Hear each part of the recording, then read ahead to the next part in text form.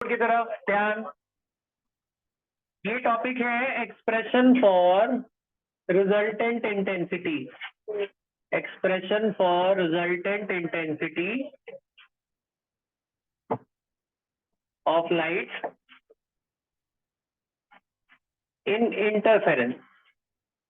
ये पता है दो अलग अलग डेरिवेशन है, तो मैं आपको ना ये इंटरफेरेंस की अलग डेरिवेशन है, एक YDHT की अलग डेरिवेशन है यंग डबल्स एक्सपेरिमेंट की।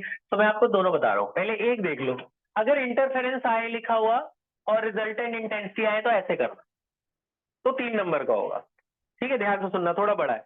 तो मान लेते हैं पहली जो वेव है उसका, याद है आपको पिछले साल पढ़ा था हमने, वेव की ये इक्वेशन होती है y = a sin omega t, और जो दूसरी वेव है उसकी एम्पलीट्यूड अलग है, तो b sin ओमेगा t, इसमें फेज अलग है, मान लो फाई है, इन दोनों में फेज डिफरेंस है फाई। एक है a sin ओमेगा t और दूसरी है b sin omega t plus phi. ये वेव की इक्वेशन होती है ना।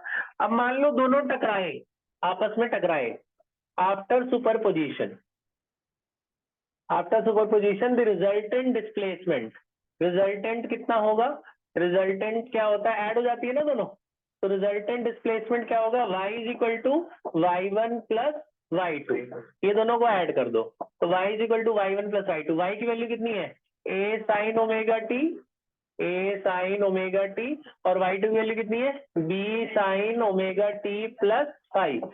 इसे खोल दो, साइन ए प्लस बी लगा के खोल दो, मैथ्स का फॉर्मूला, साइन ए प्लस बी कितने लोगों को याद है, बोलो। Sign A cos B plus cos A sine B, याद कर लो जिनको याद नहीं है। साइन ए प्लस बी, देखो इधर बोर्ड की तरफ, साइन ए प्लस बी लगाए, बोलो sine omega T cos five, फिर plus cos omega T sine five.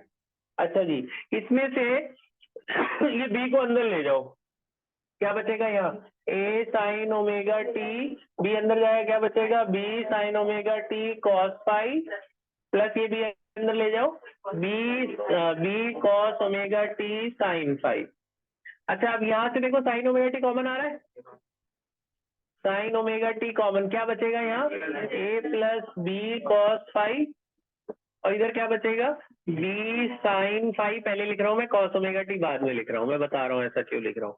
यहाँ तक बात समझ में आ गया। अब पता क्या करना होता है, यहाँ के बाद तेरा एक असम्पशन है वो याद रखो, ये जो साइन के साथ ये वाला लगा हुआ है ना, साइन के साथ जो पोर्शन लगा है, क्या लगा है ये a plus b cos phi, इसको अज्यूम करना a plus b cos phi को मान लेना r कॉस थीटा, इस साइन के साथ वाले को कॉस मानना है, और जो कॉस ओमेगा टी के साथ लगा है क्या लगा है b साइन फाइव, इसको मान लेना r साइन थीटा, इस वाले को b साइन फाइव को क्या मानना है r साइन थीटा। ये फर्स्ट इक्वेशन, ये सेकेंड इक्वेशन, इन दोनों को इसमें डाल दो, इसमें डालो, तो y तो ऐसे ही रहा साइन ओमेगा टी, ये जो a plus b cos phi है इसको हटाकर ये लिख सकते हैं r कॉस थीटा, तो इसको हटाकर लिख देना r कॉस थीटा, और इन दोनों को हटाकर क्या लिख देना है r sine theta, r sine theta, साथ में कॉस ओमेगा टी तो है ही। अब देखो r कॉमन आ रहा है, r कॉमन लो, क्या बचा यहाँ sign omega T cos phi, plus यहाँ से ये हमने कॉमन ले लिया ना r, क्या बचा कॉस थीटा बचा है ना, थीटा है ना, कॉस थीटा, प्लस यहाँ से हमने r कॉमन लिया, क्या बचा sine theta cos omega T, ये r मैंने कॉमन ले लिया, यहाँ तक बात समझ में आई। r कॉमन ले, फॉर्मूला बन गया sign A cos B plus cos A sine B, ये किसका फॉर्मूला होता है sign A cos A sine B, किसका फॉर्मूला साइन ए प्लस बी का, तो ये बना साइन ए प्लस बी। मतलब ये बताइए, इससे ये प्रूफ हुआ कि दो अगर साइनोसॉइडल वेव कहते हैं इन्हें, एक साइन वाला फंक्शन दूसरे साइन वाले से कंबाइन हुआ तो जो रिजल्टेंट आया वो भी एक साइन ही बनेगा। याद है दो अलग अलग वेव कंबाइन हो रही थी, एक ये वेव है एक ये वेव है, जब टकराई थी तो मैंने जो बनाया था वो भी ऐसा ही बना ना, तो दो साइन वाले जब कंबाइन होते हैं जो रिजल्टेंट देता है वो भी क्या देता है साइनोसॉइडल देता है, मतलब दो पीरियोडिक फंक्शन कंबाइन होंगे तो पीरियोडिक ही देगा। यहाँ तक बात समझ में आ गई। तो आप बोलोगे देयर फोर द रिजल्टेंट, ये आपने प्रूव करा कि जो रिजल्टेंट वेव है वो भी एसएचएम में है, सिंपल हार्मोनिक मोशन फॉलो कर रही है। अच्छा, उसके बाद हम डेरिवेशन कर रहे हैं इंटेंसिटी की, ध्यान से सुनना बेटा 5-7 मिनट और, क्या समझ में आ गया। अब ये जो फर्स्ट और सेकेंड इक्वेशन है इसको स्क्वायर करके ऐड करना है, squaring and adding equation 1 and 2, 1 और 2 को स्क्वायर करके ऐड करने पर हमें आर की वैल्यू मिलेगी, रिजल्टेंट एम्पलीट्यूड कहते हैं उस आर को। इनको स्क्वायर करो दोनों तरफ, ध्यान से देखना है इधर बोर्ड की तरफ। क्या तक बात समझ में आ गई? क्या क्या किया है? पहले y1 को मान, ध्यान से जो लोग नहीं ध्यान दे पाए, y equal to a sin omega t और इधर y equal to b sin omega t, फिर दोनों को ऐड कर देना, इनमें से डिफरेंस पाई रखना, ऐड करने से खोल दिया, खोलने के बाद इसमें से sin ओमेगा t कॉमन आ रहा था, यहाँ पे बचा a plus b cos phi, इधर sin ओमेगा t कॉमन क्या बचा? a plus b cos phi और बाकी एज इट इज। तो जो sin ओमेगा t के साथ लगा इसे r cos थीटा मानना है और जो cos ओमेगा t के साथ लगा उसे क्या मानना है? r sin theta. ये दोनों वैल्यूज यहाँ डालनी है, डालने के बाद r कॉमन लेने पर ये फॉर्मूला बन जाएगा sin a cos b cos a sin b sin a plus b का। तो इससे प्रूफ हो गया कि दो वेव कंबाइन होने के बाद भी सिंगल एसएचएम में प्रूफ हो गया। अच्छा, उसके बाद इसमें से r ढूंढना है हमने, इनको दोनों तरफ स्क्वायरिंग करके ऐड करो, एलएचएस एलएचएस से आरएचएस आरएचएस से स्क्वायर करने के बाद क्या होगा बोलो? यहाँ पे क्या होगा? a plus b cos phi का स्क्वायर प्लस इसका स्क्वायर से ऐड करना है और ये क्या होगा? b साइन फाई का स्क्वायर और आरएचएस वाला आरएचएस से, मतलब this square plus this square, r square cos square theta plus r square sine square theta, r square cos square theta plus r square sine square theta.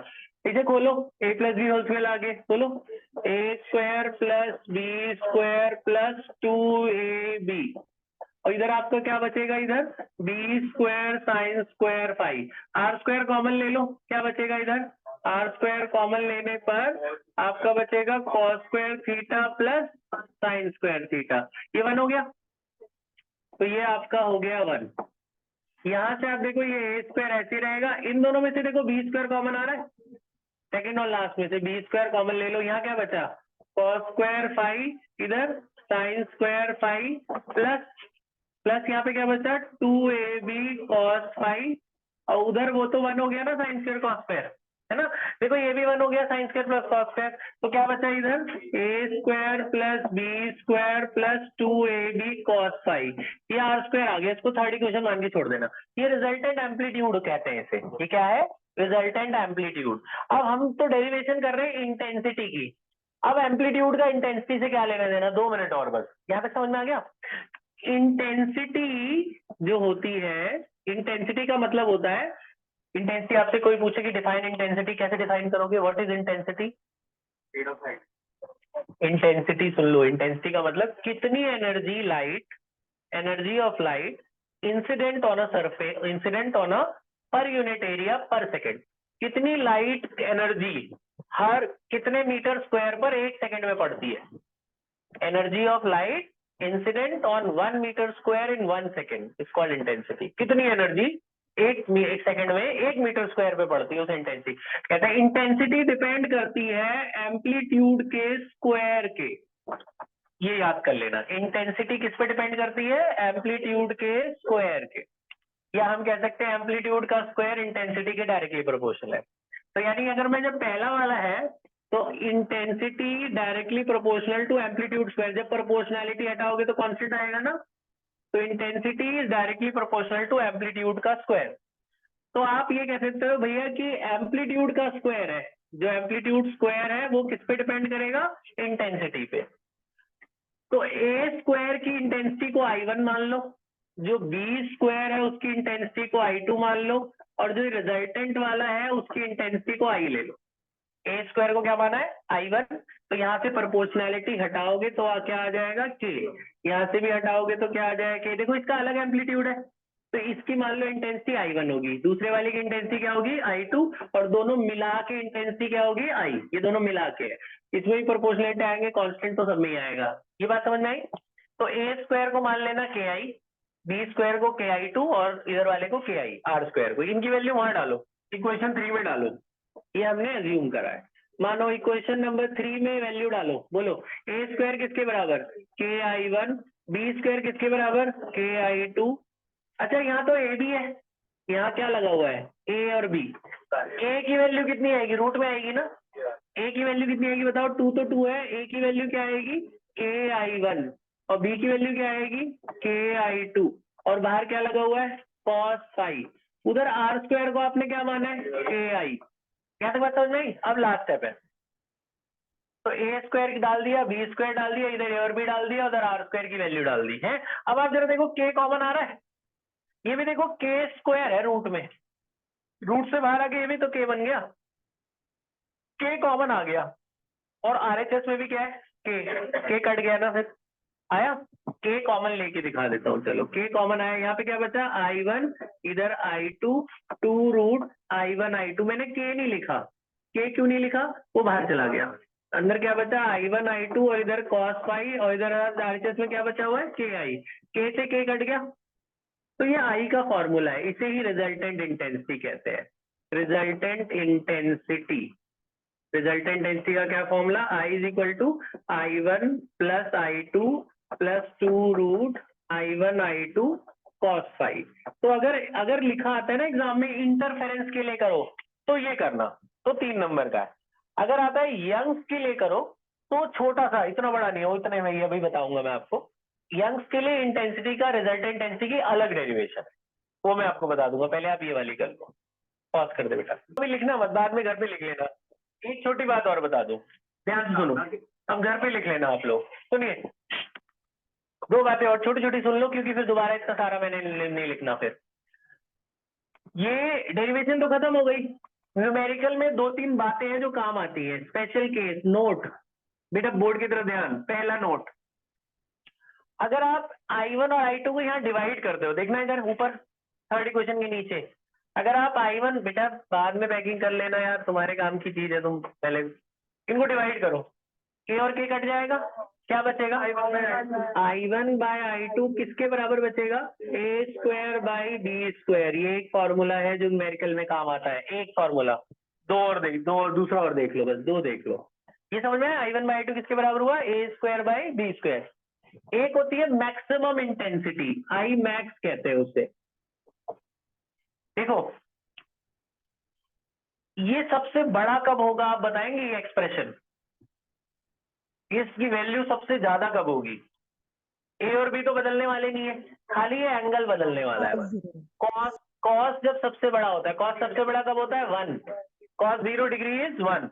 तो अगर ये 1 हो जाए, अगर मैं इसको 1 कर दूं कॉस को, तो A square B square two A B क्या होता है, ए प्लस बी का होल स्क्वायर। तो मैक्सिमम इंटेंसिटी जो होती है बेटा वो होती है ए प्लस बी का होल स्क्वायर, यानी आप +1 होता तो ए प्लस बी का होल स्क्वायर हो जाता। और ये मिनिमा कब होगा, मिनिमम इंटेंसिटी जब कॉस सबसे छोटा हो, कॉस सबसे छोटा होता है -1 पे, तो यहाँ -1 कर दोगे अगर, तो ये प्लस माइनस क्या हो जाएगा माइनस, तो ये ए माइनस बी का होल स्क्वायर नहीं बन जाएगा। तो मिनिमम इंटेंसिटी पर इधर ये ए माइनस बी का होल स्क्वायर बन जाएगा, मैक्सिमम में A plus B whole square, minimum में A minus B whole square. अब अगर इनको आप डिवाइड करो, इसके बाद मैं यहाँ कर रहा हूँ, आई मैक्स अपॉन आई मिन करने पर के कट जाएगा ना, क्या बचेगा, ए प्लस बी का square upon A minus B का स्क्वायर। तो ये 2 अलग अलग फॉर्मूले हैं। नॉर्मल इंटेंसिटी का रेशियो एम्पलीट्यूड के स्क्वायर के बराबर होता है, सिंपल इंटेंसिटी, और मैक्सिमम और मिनिमम इंटेंसिटी का रेशियो किसके बराबर होता है, A plus B whole square upon A minus B whole square. ये न्यूमेरिकल में काम आती है चीजें, और ये डेरिवेशन यहीं तक है बस खाली, ठीक है। और भी चीजें हैं मैं बताऊंगा आपको बाद में, अभी आप इतना ही करो, पॉज